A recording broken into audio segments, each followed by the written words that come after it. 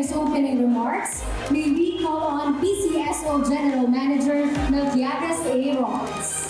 Kanina po nagbibiruan po kami ni Yorme. Sabi ko doon po sa amin, sanay kami na bibili ka ng ticket, tapos maghihintay ka ng swerte para tumama. Pero ngayon, lahat po kayo ngayon na hindi kailangan bumili ng ticket, kayo po ay panalo na lahat.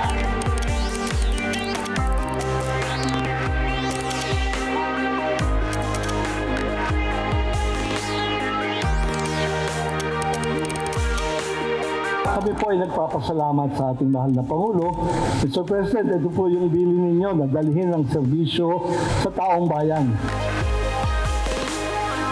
Sa loob ng taong ito, 100% na po tayo magkakaroon. Ito po ang biggest one-day donation ng ambulansya po. Itong araw po na to, 387 ang ating ipamibigay sa ating mga kababayan.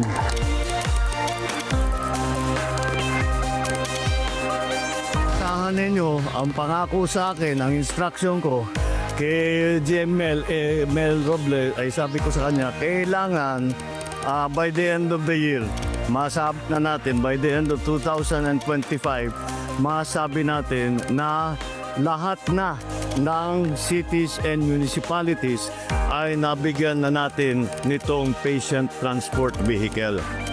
Kaya pinili namin itong modelong ito na very appropriate, na tamang-tama para sa Pilipinas.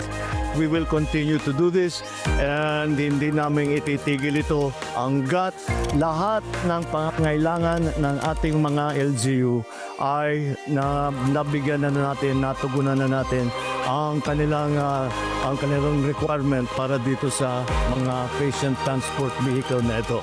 At the moment, yung sistema natin is not sufficient para ating mapabilis ang pagpaganda ng health service para sa ating mga kababayan.